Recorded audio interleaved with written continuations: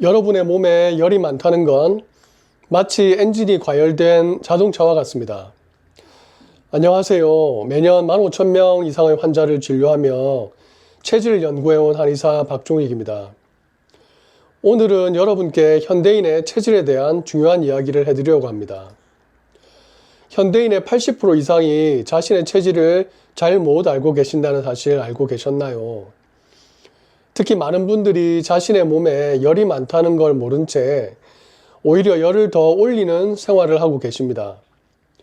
한의원에서 체질을 파악하는 방법은 다음과 같습니다. 일단 복진을 할 때는 배의 탄력을 알아보고 명치와 정중앙 심하비 그리고 배꼽 위에 수분 혈자리를 눌러서 확인을 합니다. 그리고 소복의 탄력을 알아보고 갈비뼈 아래에 압박을 해서 간의 열을 알아보고 복직근의 상태를 알아봅니다. 가슴을 압박해서 심장의 열을 체크를 하게 됩니다.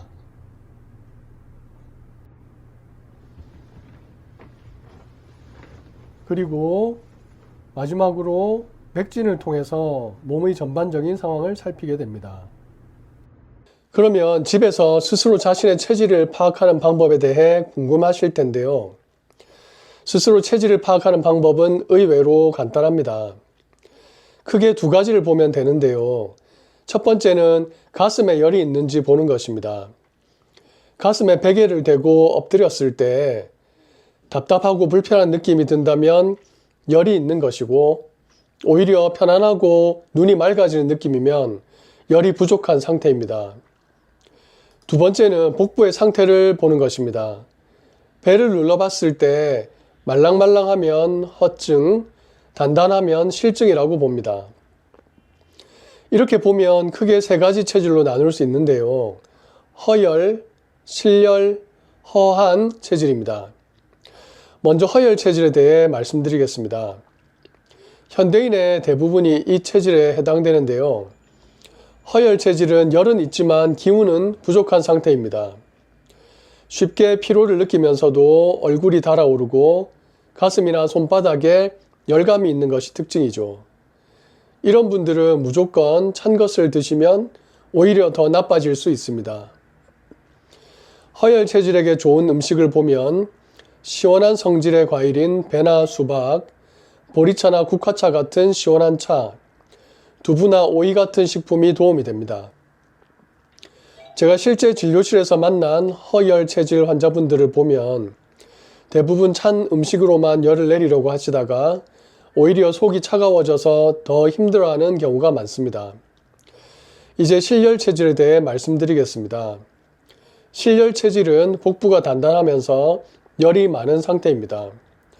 제가 매일 진료실에서 보는 실열 체질 환자분들의 특징이 있습니다. 피부가 두터우면서 색깔이 진한 경우가 많죠.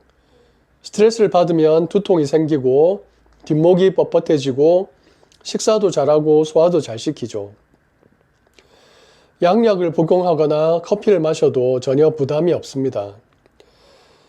평소에는 감기도 잘 안 걸리고 몸이 좀 무거우면 땀만 조금 빼줘도 금세 좋아지는 경우가 많습니다. 하지만 몇 년에 한 번 아플 때는 엄청나게 고생을 하죠. 이런 분들은 열을 내리는 것이 정말 중요합니다. 상추나 치커리 같은 쓴맛이 나는 채소, 메밀이나 보리 같은 시원한 성질의 곡물, 오이나 참외가 도움이 됩니다. 특히 요즘처럼 스트레스가 많고 불규칙한 생활을 하는 현대인들은 체내 열이 쌓이기 쉬운데 이걸 모른 채 오히려 열을 더 올리는 생활을 하시는 분들이 많습니다. 마지막으로 허한 체질에 대해 말씀드리겠습니다. 한약에서는 이런 분들을 양허라고도 하는데요.